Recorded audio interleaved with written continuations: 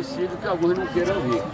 Se reunir para discutir programa de governo, frente que nos unifica, eu não vejo por que alguém não viria. Um campo que sempre andou junto desde 1985, desde a direta já, que esse campo mais ou menos anda junto. Agora, por isso que não é momento de discutir. O Ciro tem todo o direito de lançar a candidatura dele.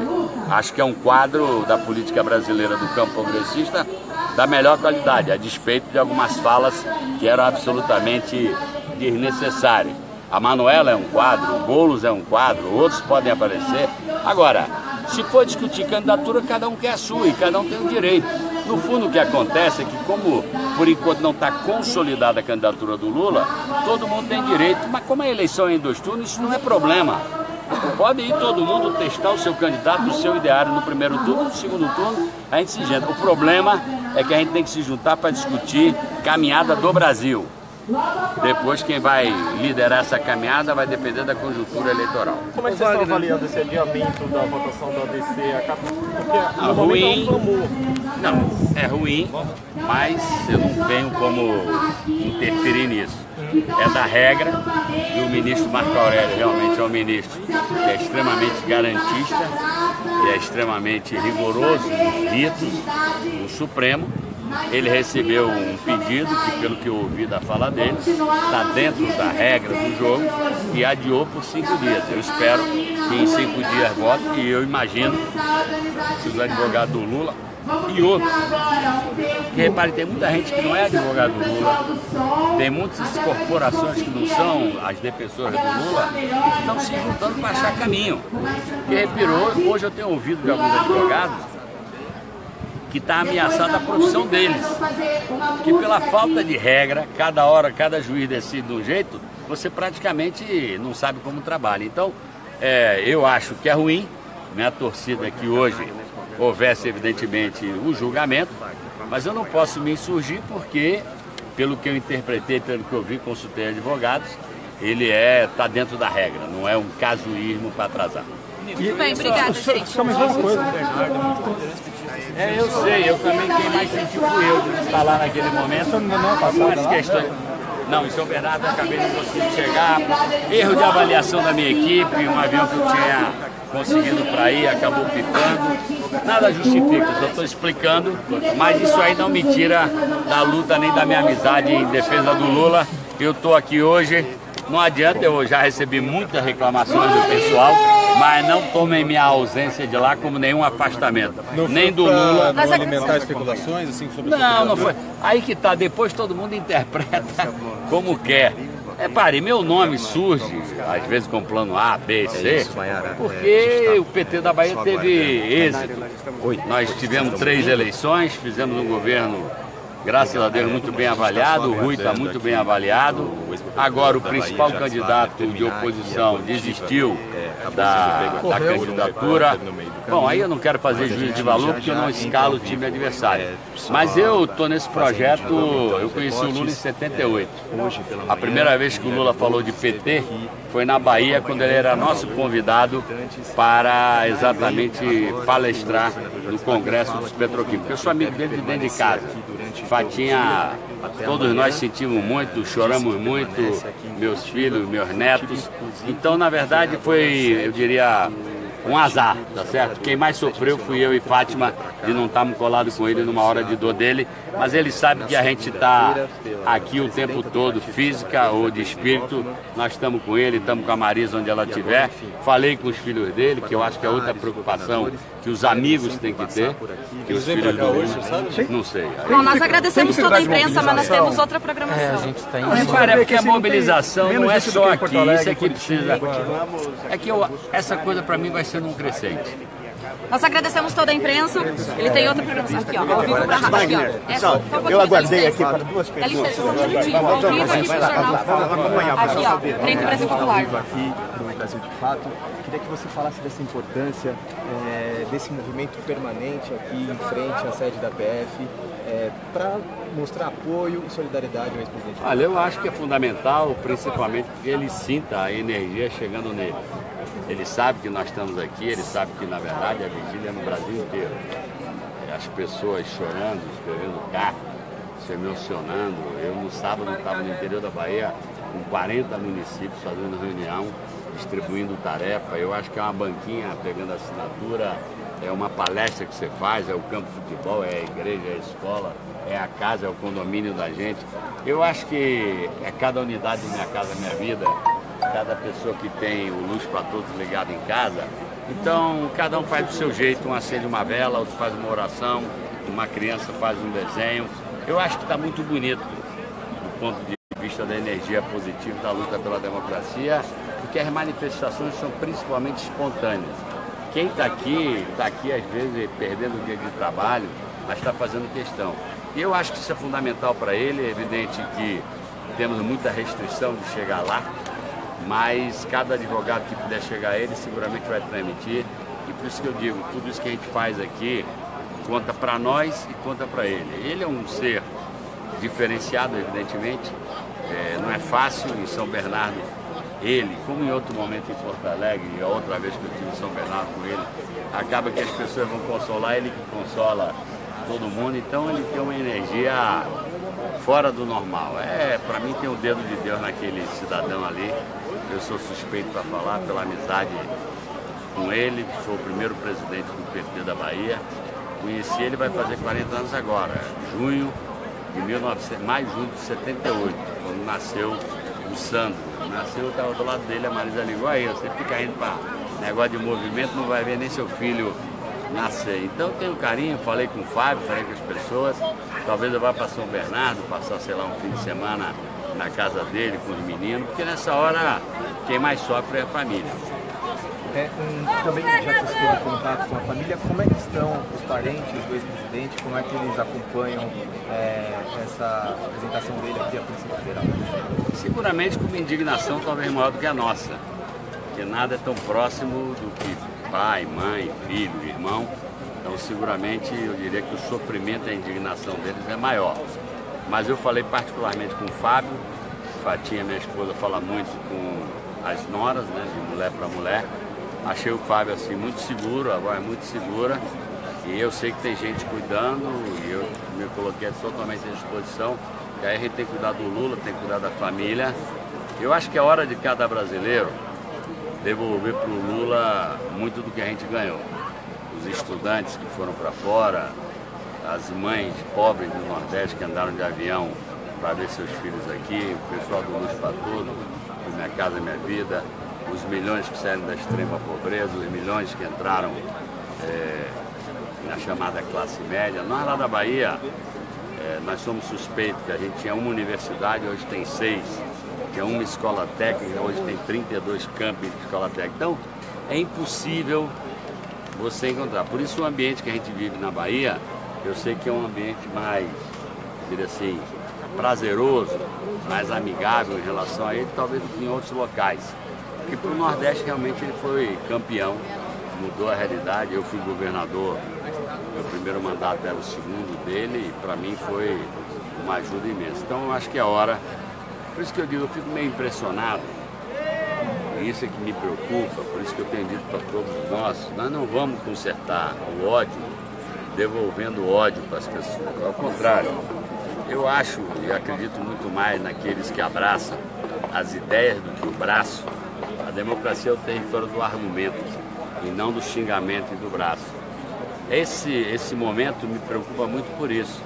Parece que as pessoas perderam a vergonha, tiraram do armário o preconceito e acham até bonito ofender e expor o preconceito. Algum idiota que fala que mulher é para apanhar, que defende tortura, quer dizer, isso é um negócio muito perigoso, porque daqui a pouco a gente conflagra o Brasil e guerra civil, você sabe como começa, não sabe como termina, é só olhar para os países conflagrados. Então eu sinceramente prego o tempo todo isso por nós.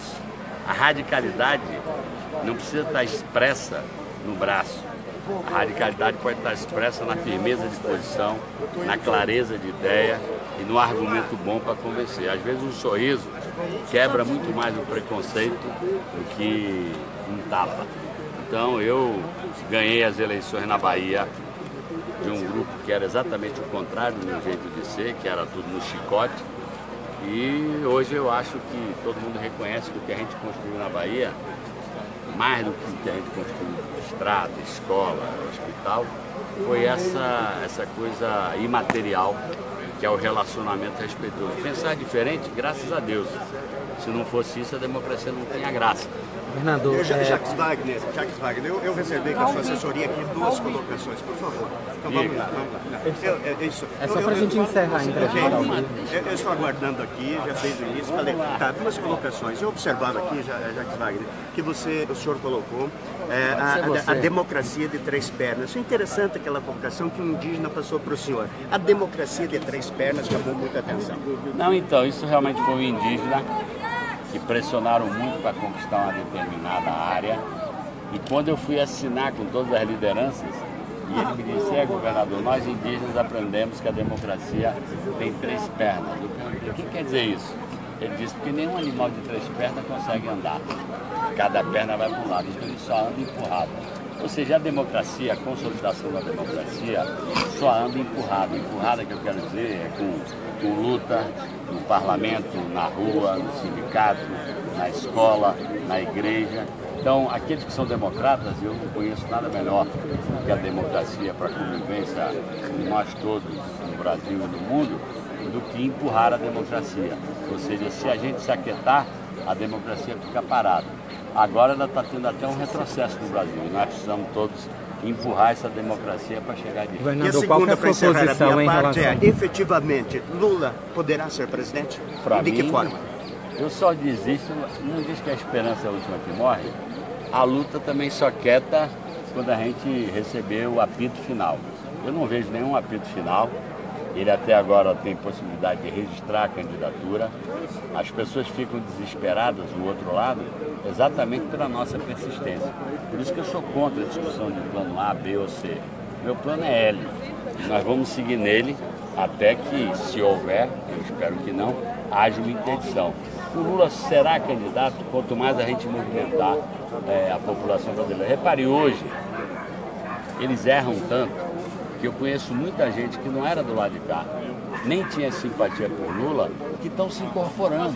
Porque uma coisa é não gostar da pessoa, a uma pessoa com arbítrio, com uma condenação sem causa, sem prova, que o mundo inteiro está falando. A Comissão de Direitos Humanos da ONU já antecipou o julgamento do pedido lá em relação ao Lula por isso. Então, eles estão conseguindo fazer o Lula, eventualmente, concorrer ao Prêmio Nobel da Paz. Esse homem, eu fico às vezes abismado, porque acusam o Lula de conflagrar o país. Eu não conheço ninguém que pacificou tanto o país quanto o Luiz Inácio Lula da Silva. Exatamente por ele ter uma matriz da qual ele não abre mão, que é a matriz de trabalhador, e ao mesmo tempo compreender que tem que conviver com o diferente. Eu fui ministro dele. Ele dava aula pra gente. Por isso que eu digo, eu fui governador 8 anos. Fiz uma composição que vai da esquerda até o centro ou centro-direito. E eu brinco com o pessoal nosso, que às vezes reclamava, eu disse assim, eu não perdi nem o prumo, nem o rumo. Agora, para governar, eu precisei governar para um conjunto de pessoas. Nós não temos uma maioria só do PT. Nós temos uma maioria em função dos programas do Lula e Cone. Então, eu sou muito tranquilo em relação a isso. O canto da sereia não morde minha cabeça, minha vaidade está para lá. Cheguei de peão, procurando emprego na Bahia, fui governador, fui deputado, fui ministro do Lula, fui ministro da Dilma. Então, para mim, eu não tenho vaidade. Minha vaidade é ver o Lula botando o país de novo no caminho da prosperidade. Permanece em Curitiba? Permanece em Curitiba pelo menos até amanhã. Jacques Wagner, só uma última pergunta. Qual é a sua posição em relação à negativa da Justiça Federal dos 9 governadores ontem visitarem o ex-presidente Lula? Eu acho que, não conheço o texto legal, mas acho que é uma afronta. São governadores que representam milhões e milhões de brasileiros e, portanto, na minha opinião, o bom senso deveria dizer que nem que dissesse é meia hora, é 20 minutos, é um cumprimento, mas eu pessoalmente acho que é uma afronta, porque são pessoas que carregam uma representatividade. 9 governadores devem representar por baixo, sei lá, 40, 50 milhões de brasileiros. Evidentemente, no meio desses governados por ele, tem gente que não gosta do Lula. Mas o gesto de solidariedade não ofende ninguém. Eles vieram aqui, não foi para afrontar, vieram aqui para dar um abraço e para se solidarizar com o Lula. Então, eu acho, por isso que eu digo, as coisas estão ficando tão irracíveis que as pessoas estão endurecidas nas suas posições. Isso não ajuda a democracia. Democracia não é terra de pedra e vidro, é terra de espuma, porque você tem que ter maleabilidade para encaixar as coisas. Muito obrigado. Onde você quer me levar? Eu quero me levar para o acampamento.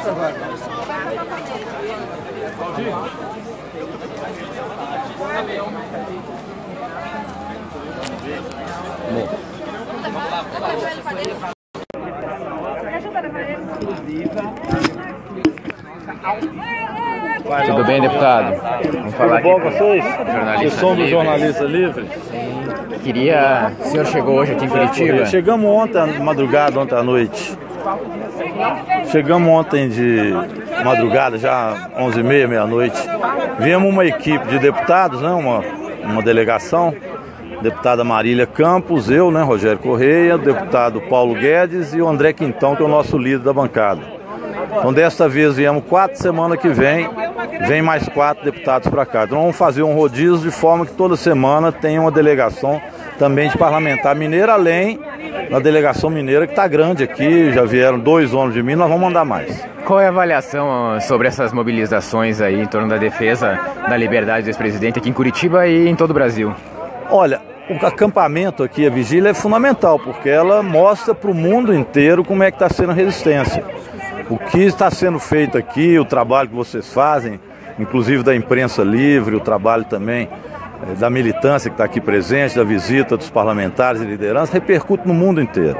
O mundo sabe que há uma resistência e um grito pela democracia no Brasil, que o que está existindo é um golpe e que o que está em risco são as liberdades democráticas. O golpe aprofunda o seu caráter antipopular e também autoritário. E o caráter de retirar direitos e vender o Brasil, que talvez tenha sido seu primeiro objetivo, acabar com a soberania. O minério já tinha ido, Minas Gerais foi vítima disso há mais tempo. Agora estão indo o petróleo, a energia elétrica e já falam em levar as águas brasileiras. Então nós estamos perdendo a soberania. Você perde a soberania, você perde o dinheiro, perde o Estado. Então aquilo que se construiu de uma educação pública, saúde pública, assistência social, combate à fome, vai sendo retirado paulatinamente pelo governo. E com isso, também, com falta de recursos, se retira os direitos. Então a CLT foi reformada em desfavor do trabalhador e da trabalhadora. Já falam em retirar agora os direitos previdenciários e vão retomar isso se o golpe perdurar. E outros direitos vão sendo também subtraídos da população brasileira. Então a prisão de Lula é para que eles tentem consolidar uma visão de força do golpe e minar a nossa resistência. Então aqui isso é fundamental. Agora isso tem que ter repercussões nos estados. Então Minas Gerais hoje, Belo Horizonte amanheceu toda trancada. Foram mais de 500 militantes, trancaram as principais vias de Belo Horizonte e o centro de Belo Horizonte ficou vazio devido à ação da militância, com apoio popular. E esse apoio está crescendo. Teve uma pesquisa agora em Minas Gerais que o Lula bombou depois da injustiça que fizeram da prisão. Porque o povo vai vendo também a injustiça e vendo que a justiça ela tem para uns uma ação, para outros outra. Em Minas, por exemplo, a mesma presidente suprema, essa Carmen Lúcia, que mandou prender Lula, ela agora virou carcereira do Lula, essa mesma Carmen Lúcia mandou soltar o Aécio e liberar o Aécio para ficar, inclusive, no Senado. Jamais teve nenhuma ação com o ex-governador Eduardo Azeredo, que há muito tempo foi condenado em segunda instância. Está livre, leve e solto de coisas denunciadas e provadas, não é o caso do Lula, desde 98. Então é óbvio que a imprensa golpista, ela está exatamente fazendo com que prevaleça essa visão e pressionando a justiça. É uma justiça que realmente nos faz muito sofrimento.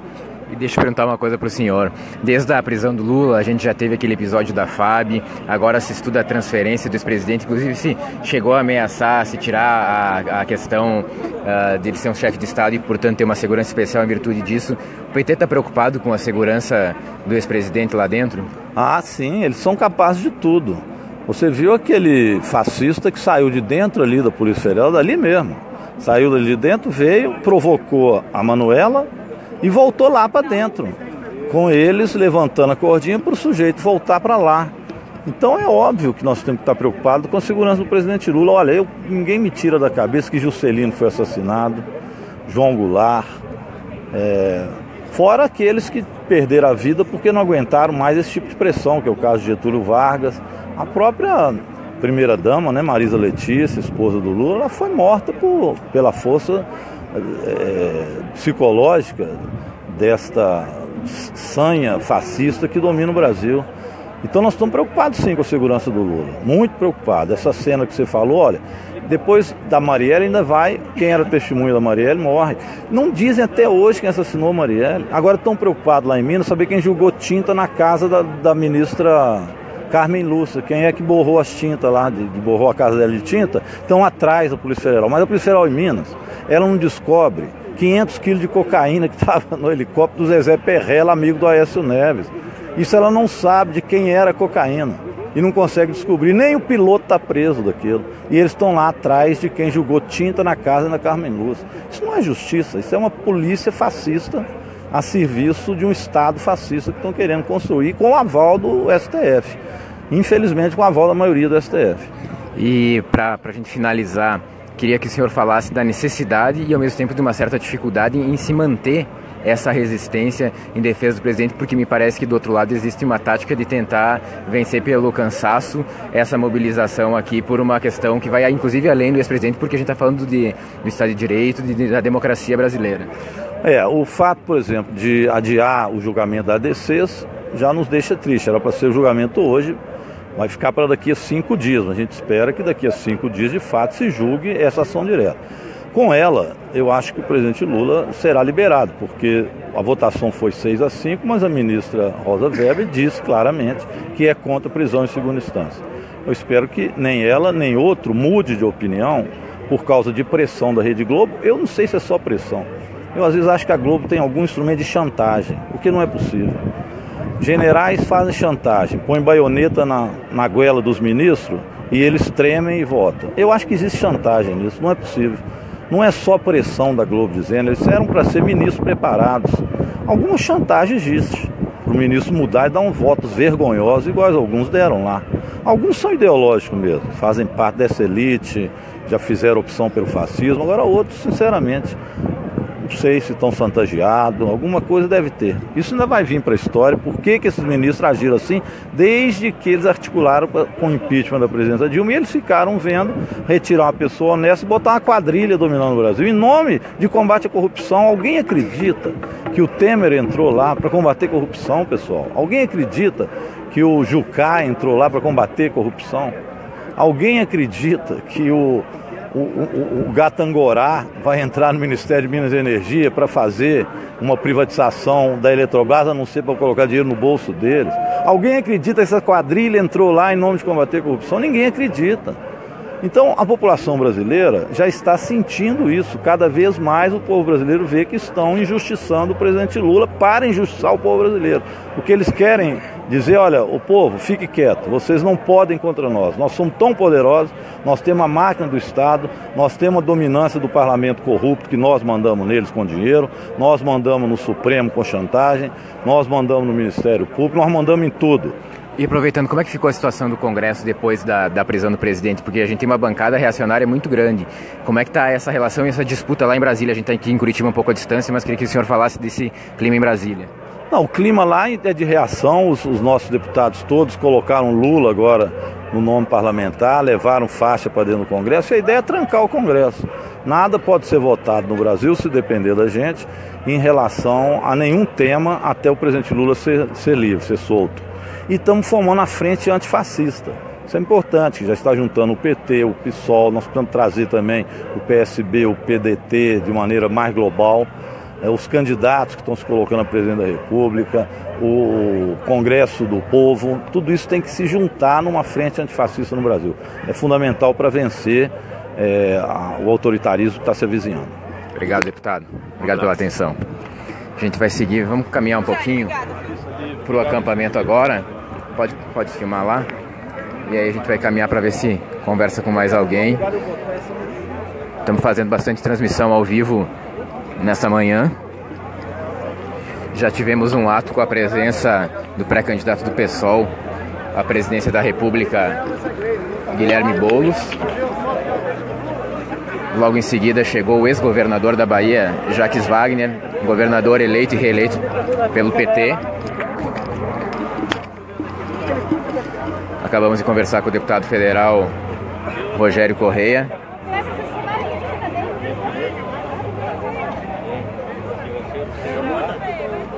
E agora a gente está dando uma caminhada aqui no acampamento para mostrar a mobilização aí após esses atos. Estou procurando aqui o ex-deputado federal Rosinha, que é presidente do PT do Paraná, porque à noite o acampamento tem sido afetado aí pela postura de policiais que tentam de alguma maneira intimidar o movimento que está acontecendo aqui, fotografando os militantes com moto, com carro, para tentar colocar medo no pessoal. A programação de hoje ainda prevê um encontro com juristas que vão defender a legalidade e a inconstitucionalidade dessa prisão do ex-presidente Lula.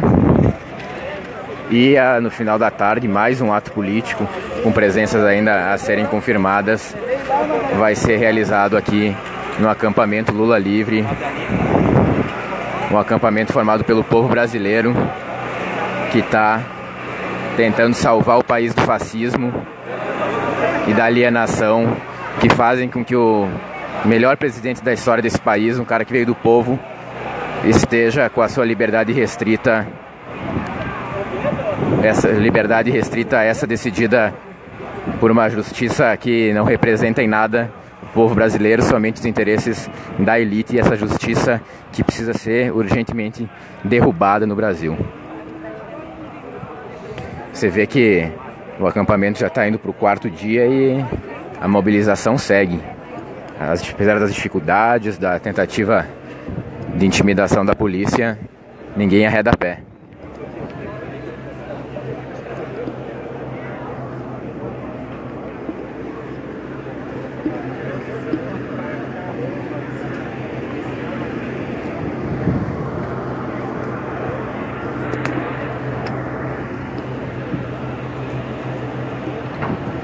Vou dar mais uma circulada aqui pelo centro do acampamento para ver se aparece alguém para falar e dar mais um relato dessa manhã movimentada por aqui.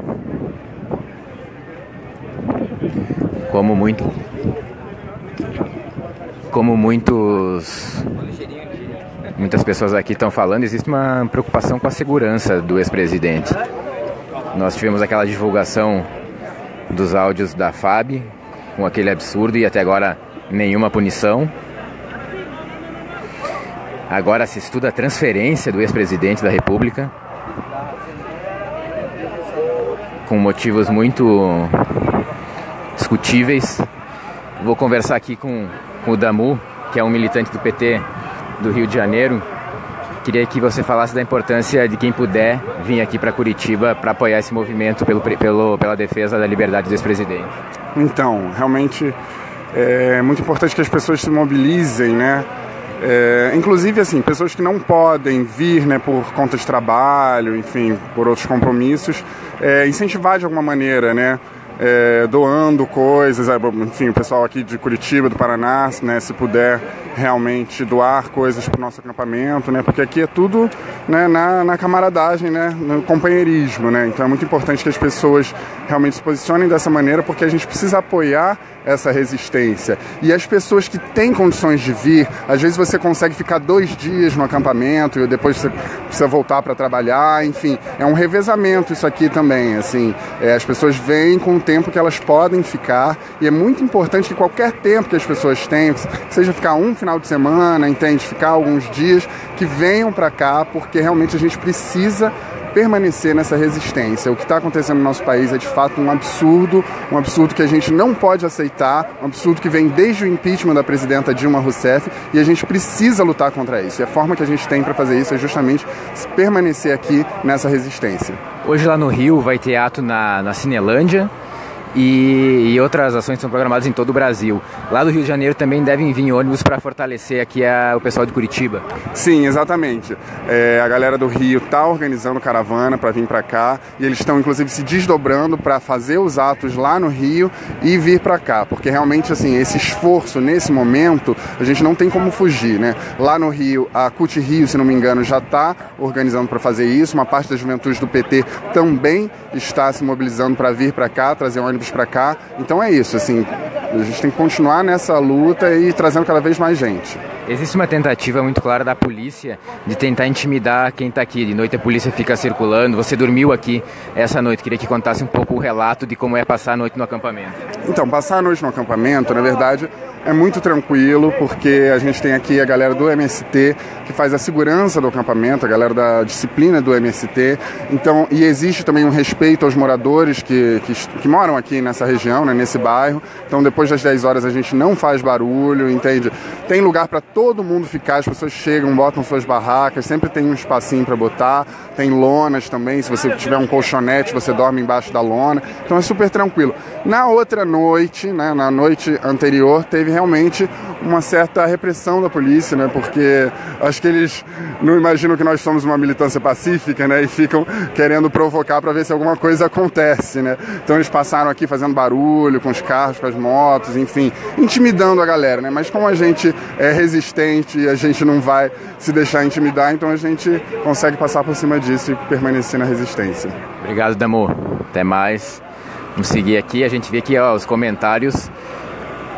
Tem muita gente a favor e tem os fascistas de plantão mostrando que nossa página aqui está sendo observada. Continuem olhando e nos dando, de certa forma, o desprazer da presença de vocês, mas estejam aqui, vocês que são filhotes dessa mídia golpista e estão tendo que acompanhar aqui o acampamento pelos jornalistas livres e não pela narrativa desavergonhada que vocês gostam de acompanhar, que favorece as elites, os ricos desse país. Aqui vocês vão ter que escutar o contrário. Podem permanecer aqui, e quem está apoiando, muito obrigado, que a gente precisa de todo o apoio. A dificuldade da mídia alternativa é muito grande. A gente pode perceber que aqui não tem Rede Globo, não tem SBT, não tem Band. Quem está contando essa história é exatamente esses meios que fazem a contranarrativa dessa mídia hegemônica do Brasil, e que é outra estrutura que precisa ser derrubada. Agora no acampamento nós vamos ter, na sequência, alguns outros atos. Ontem a gente teve mobilização de mulheres, atos LGBTs aqui, e na sequência vai aparecer um grupo de juízes para falar com o pessoal do acampamento.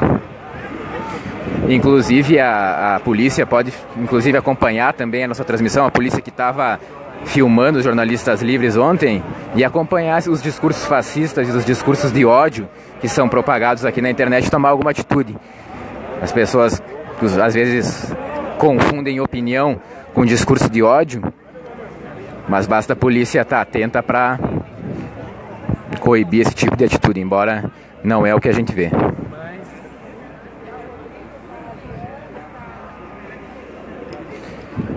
Vou encerrar a transmissão nesse momento e na sequência a gente volta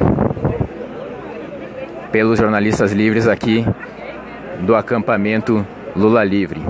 Um abraço a todos.